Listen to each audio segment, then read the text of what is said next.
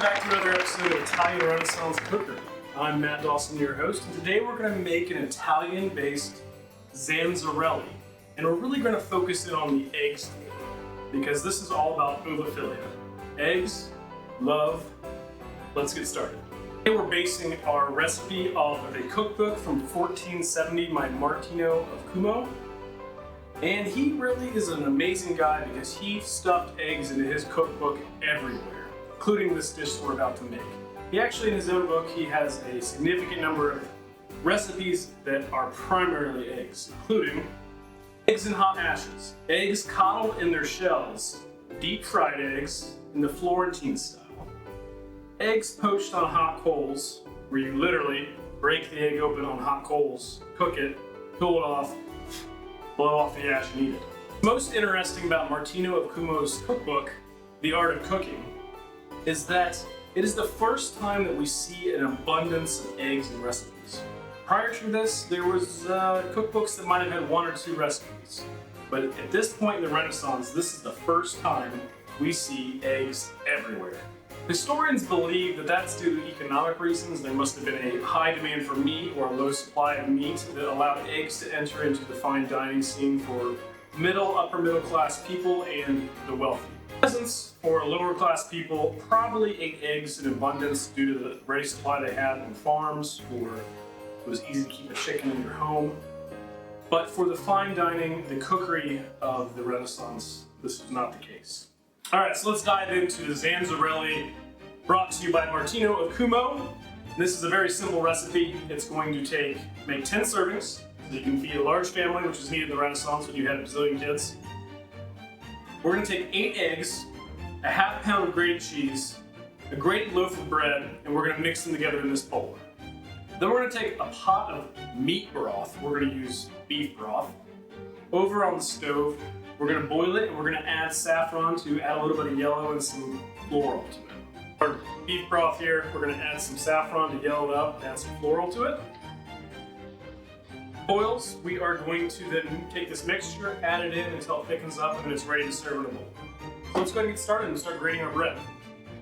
So we've got a nice fresh loaf of bread here that we've baked off camera. And we're going to grate that. I don't know how it's going to go. Let's split it in half.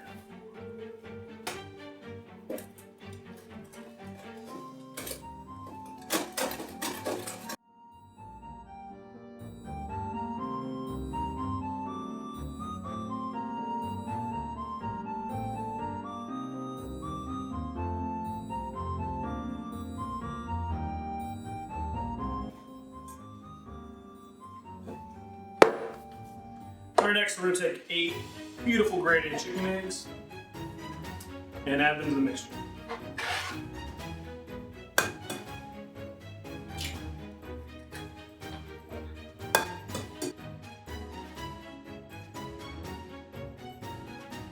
I'm going to go ahead and mix this up.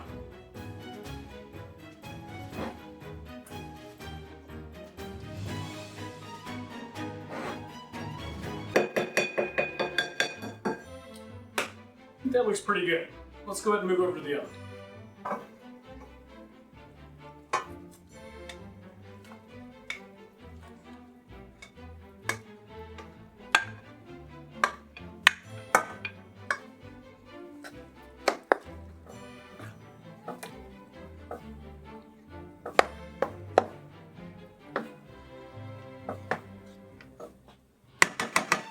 Alright, now that we have that on the stove, let's go ahead and wait until it thickens up, so we'll come back and we'll try it.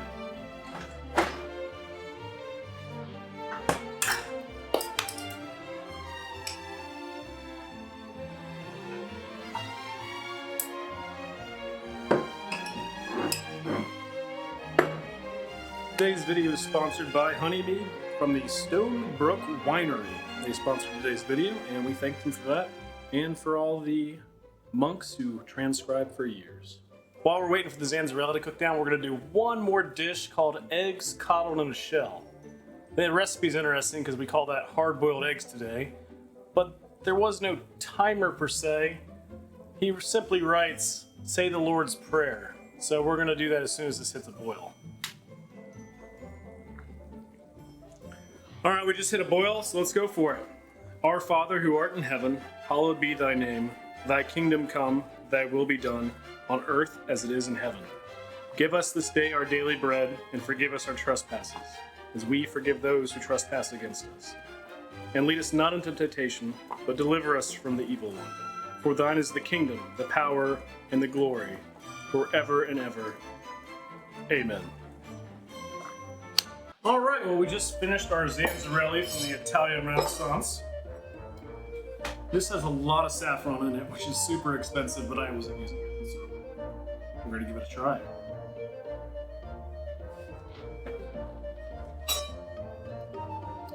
We have a nice thick texture.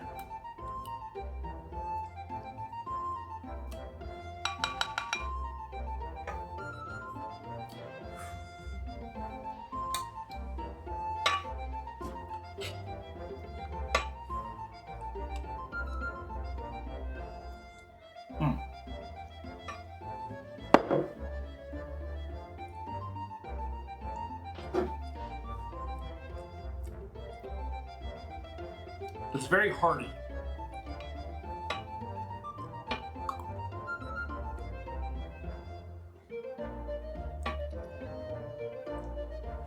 It's not bad.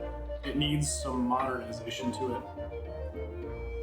To me, it tastes like freeze-dried scrambled eggs.